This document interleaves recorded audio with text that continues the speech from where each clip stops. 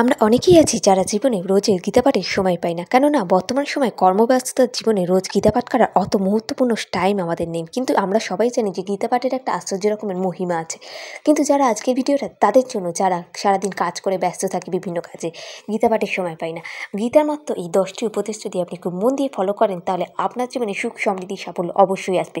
মাত্র 8 মিনিটের ভিডিও, আর তার সাথে রয়েছে 10টি উপদেশ, তার সাথে রয়েছে কিছু উদাহরণ, যেটা পালন করলে হয়তো আপনার জীবনে নেমে আসতে পারে সাফল্য। ভিডিওটা শুরু করার আগে বন্ধুরা, ধর্মবচন বাংলা চ্যানেলে যারা নতুন দর্শক তাদেরকে জানাই অনেক অনেক স্বাগত। ভালো লাগলে চ্যানেলটিকে সাবস্ক্রাইব করে ভিডিওতে একটি লাইক দিন, কমেন্টে জয় শ্রী গীতা বা জয় শ্রীকৃষ্ণ লিখতে ভুলবেন না। তো চলুন বন্ধুরা, 10টি উপদেশের মধ্যে প্রথম উপদেশ হচ্ছে কর্মের প্রতি নিষ্কাম মনোভাব। উপদেশটি হলো গীতার ভগবদ্গীতার 2 নম্বর অধ্যায় 47 নম্বর লাইনের মধ্যেই লেখা আছে, দেখবেন, কর্মেণ্য ব্যাধিত কারস্তে মা ফলেষু কদাচন। ব্যাখ্যাটা হচ্ছে, তোমার কর্তব্য বা কাজ করার অধিকার আছে, তবে তার ফলাফলের প্রতি কোনো তোমার অধিকার নেই। তাই কাজ করতে হবে নিষ্কামভাবে আর ফলাফলের চিন্তা না করে। ছোট্ট একটা উদাহরণ আপনাদের সাথে শেয়ার করছি। সুশান্ত তার প্রতিদিন কাজের প্রতি মনোযোগী থাকে, কিন্তু সে কখনো তার কাজের ফলাফলের জন্য উদ্বিগ্ন হয় না। সে জানে যে কেবল সৎভাবে কাজ করা গুরুত্বপূর্ণ, ফলাফল তো সবই ভগবানের হাতে। চলুন বন্ধুরা, চলে আসছি গীতার দ্বিতীয় উপদেশ, সত্য ন্যায় অনুসরণ করা।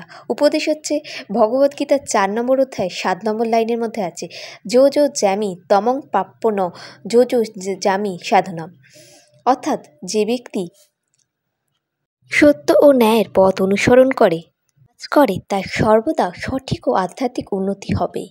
এর একটা ছোট্ট করে উদাহরণ আপনাদের সাথে শেয়ার করছি। যারা সত্য ও ন্যায় অনুসরণ করে চলে, শোভন যখন তার বন্ধুদের কাছে শুনে যে তাদের একটা গোপন পরিকল্পনা রয়েছে, তখন সে তাদের মিথ্যা বলার পথ থেকে বিরত থাকে এবং সত্য কথা বলতে বাধ্য করে।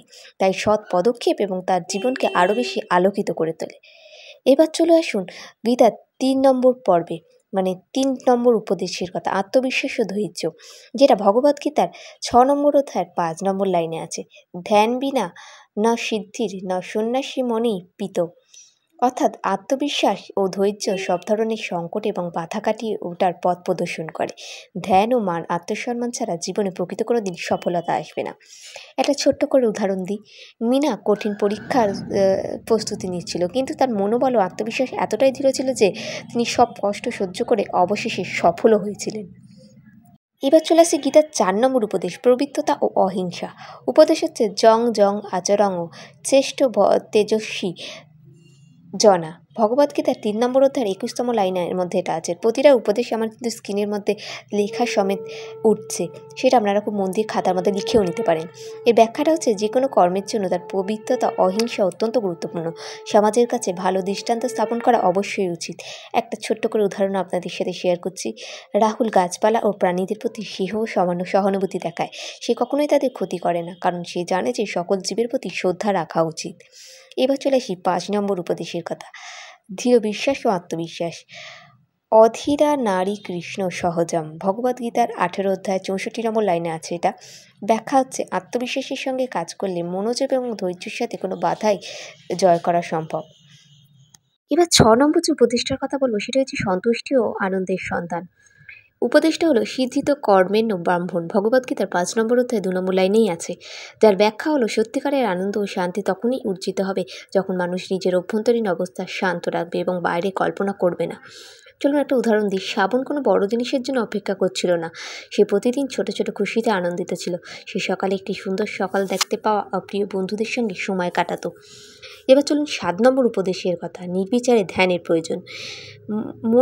মনে ও বাচন ও কর্মে একবদ্ধ থাকা। ভগবদ্গীতার 8 নম্বর অধ্যায় 10 লাইনে আছে। ব্যাখ্যা হচ্ছে, ধ্যানের মাধ্যমে মনের অশান্তি ও কল্পনাকে দূর করা সম্ভব। জীবনের সংকট কাটানোর জন্য নির্বিচ্ছিন্ন ধ্যান অত্যন্ত গুরুত্বপূর্ণ। তাই এর একটা উদাহরণ হচ্ছে, অনিতা অফিসে কাজের চাপ থেকে মুক্তি পেতে প্রতিদিন ধ্যান করে, আর এই ধ্যান তাকে শান্তি ও মনোযোগী থাকতে সাহায্য করে, যা তার কাজের মান উন্নত করে। এবার চলে আসছি 8 নম্বর উপদেশের কথায়, নির্বাচিত কর্মে নিষ্ঠা।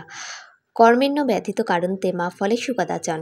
ভগবদ্গীতার 2 নম্বর অধ্যায় 47তম লাইনেই লেখা আছে এটা। কর্মের প্রতি নিষ্ঠা ও সত্যতার সাথে কাজ করলে আপনার মন, শরীর, আত্মা শান্ত ও শান্তিপূর্ণ থাকবে। তো উদাহরণ হচ্ছে, রাজু একদিন ভালো শিক্ষক। সে প্রতিদিন তার ছাত্রদের শিক্ষাদানের মাধ্যমে শতভাগ নিষ্ঠা দেখায়। তার সঠিক পরিশ্রমে ছাত্ররা ভালো ফলাফল পায়। এবার চলে আসি 9 নম্বর অধ্যায় উপদেশের কথা, ভগবানের প্রতি বিশ্বাস। ভগবদ্গীতা ১৮ অধ্যায়ের ৬৬ নম্বর লাইনে আছে, মাম এবং শরণং ভজ। ভগবান শ্রীকৃষ্ণের প্রতি পূর্ণ বিশ্বাস থেকে জীবনের সকল দুশ্চিন্তা দূর করা সম্ভব। ভগবানের আশীর্বাদে জীবনে শান্তি আসবে। একটা ছোট্ট উদাহরণ হলো, পূজা কঠিন সময় ভগবান শ্রীকৃষ্ণের প্রতি পূর্ণ বিশ্বাস রেখেছিল। সে জানত যে ভগবান তার পথ দেখাবে। তার বিশ্বাসের মাধ্যমে তিনি সমস্ত সমস্যা কাটিয়ে উঠতে সফলও হয়েছিলেন। এবার চলে আসছি অন্তিম উপদেশ, গীতার ১০ নম্বর উপদেশের কথা। যত্নভাবে চলা জাতিতাং চিত্তপতা। ভগবদ্গীতার ১২ নম্বর অধ্যায় ১১ নম্বর লাইনে আছে, যার ব্যাখ্যা হলো, জীবনে চলার পথে যত্নবান, সদাচারী এবং আত্মবিশ্বাসী হতে হবে, তাহলে সাফল্য শান্তি অবশ্যই আসবে। এবার চলুন একটা ছোটো করে একটা উদাহরণ দিই। সৃজন প্রতিদিন তার শারীরিক ও মানসিক স্বাস্থ্য সম্পর্কে যত্ন নেয়। সে খেয়াল রাখে যে সঠিক খাবার খাওয়া, বিশ্রাম নেওয়া, কাজের ব্যালেন্স বজায় থাকে। তার সতর্কতা তাকে সুস্থ ও সফল রাখতে সাহায্য করেছিল। এবার বন্ধুরা, এই উপদেশগুলি মানুষকে সত্য, শান্তি ও আত্মার উন্নতির পথে পরিচালিত করতে সাহায্য করে। এগুলি মানব জীবনের আধ্যাত্মিক ও সামাজিক দিকগুলিতে অত্যন্ত গুরুত্বপূর্ণ ভূমিকা গ্রহণ করতে সাহায্য করে।